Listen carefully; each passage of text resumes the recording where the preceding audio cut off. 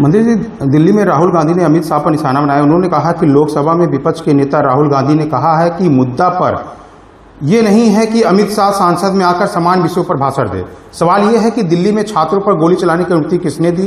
उन्होंने आरोप लगाया कि छात्रों पर प्लेटेन गन से फायरिंग की गई है और नुकीले कीलों से लाठियों से पीटा गया है।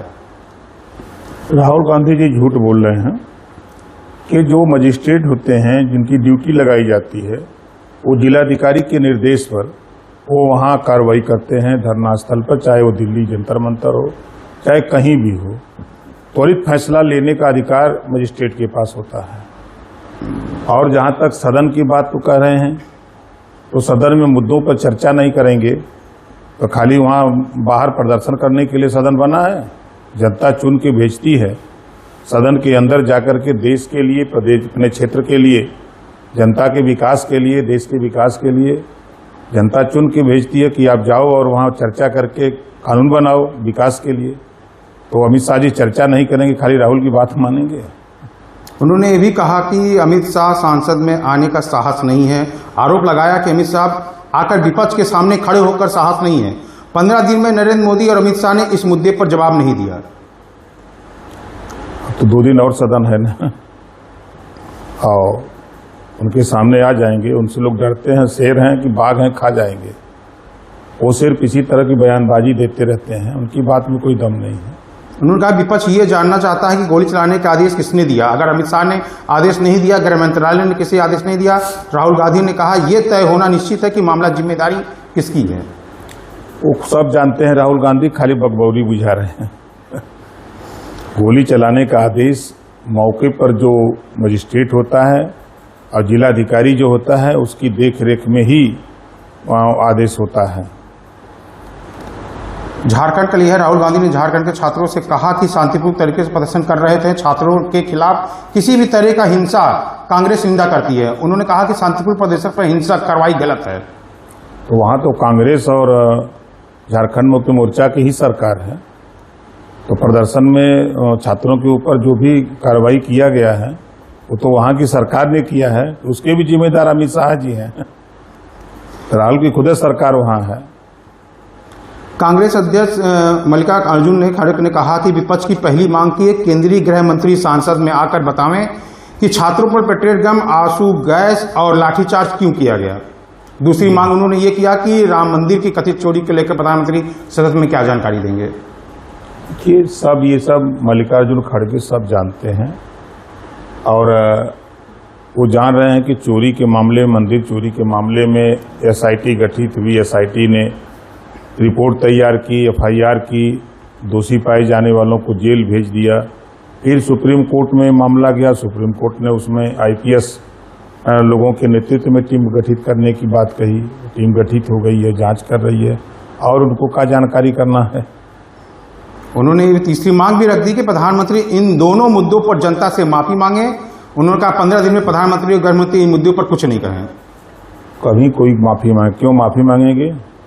कानून के दायरे में सब काम हो रहा है और जो सरकार को करना चाहिए वो सरकार ने किया है। रांची झारखंड में पुलिस का दावा है कि 90% छात्र शांतिपूर्वक कर रहे थे, मात्र 10% पदाधिकारी ही जो थे जो शांति वो कर रहे थे। 700 से लेकर 1000 छात्र भीड़ की बैठकें तोड़कर धक्का देकर पुलिस को कुचलते हुए आगे चले गए। क्या कहना चाहेंगे इस पर।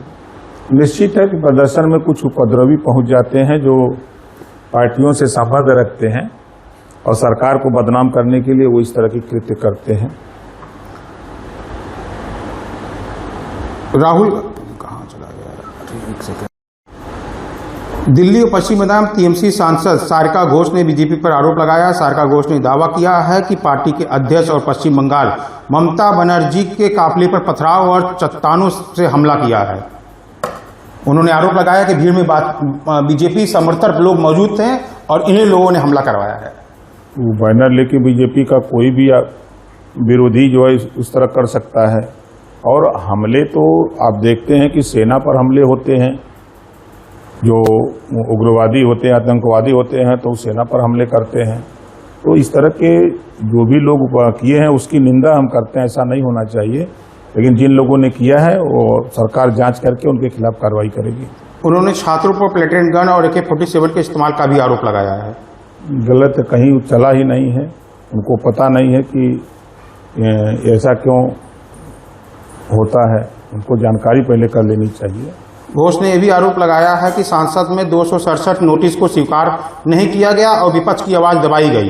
उन्होंने गृह मंत्री से सांसद में आकर जवाब देने की जिम्मेदारी स्वीकार करने और कानून व्यवस्था के इस्तीफा देने की भी मांग की है। आज कल में आई जाएंगे, उनका सब जवाब दे देंगे, पेट भर जाएगा सबका। जेपी नड्डा ने राहुल गांधी पर भी हमला बोला है। केंद्रीय मंत्री जेपी नड्डा ने राहुल गांधी को एक बार फिर सदन में आकर चर्चा की चुनौती दी है। उन्होंने कहा कि हम चर्चा के लिए तैयार हैं, राहुल गांधी को इसका उचित जवाब दिया जाएगा। नड्डा के जंतर मंतर पर गोली चलाने और आरोपों को खारिज करते हुए कहा कि वहां पर कोई भी गोली नहीं चली थी। सही कहा है, जंतर मंतर पे गोली कहाँ चली थी? लाठीचार्ज हुआ था, पत्थरबाजी हुई थी। सब विपक्ष के लोग झूठ बोल रहे हैं और सरकार चर्चा के लिए हर बिंदु पर तैयार है, लेकिन ये लोग चर्चा से भाग रहे हैं कि चर्चा में हम लोग फंस जाएंगे। फंसने का कारण है कांग्रेस हो चाहे सपा हो, दोनों लोगों ने पेपर लीक मामले पर अगर चर्चा करते हैं तो सपा की सरकार थी, तो खुलेआम पैसे के दम पर नकल कराने के लिए पूरे देश से फेलियर बच्चे आते थे यूपी और पैसा लेकर के ये नकल कराते थे और कॉपी और पेपर दोनों बिकते थे। खरीद करके बच्चे ले जाकर कोई रहरी में, कोई सरसों खेत में, कोई घरे ले जाके लिखता था। ये सपा की गवर्नमेंट में था। नौकरी पैसे के दम पर मिलती थी, अयोग्य बच्चों को योग्य बनाते थे पैसे के दम पर और योग्य बच्चों को अयोग्य बना देते थे पैसा न देने पर। ये तो समाजवादी पार्टी का कल्चर है। सबसे ज्यादा दंगा कांग्रेस की सरकार में, उसके बाद समाजवादी पार्टी की सरकार में दंगे, कर्फ्यू लगते थे, आम जन की हानि होती थी। ये लोग सदन में चर्चा क्या करेंगे? इसी नाते भाग रहे हैं कि कहीं हमारी कलई न खुल जाए, इस नाते ये सदन से भाग रहे हैं।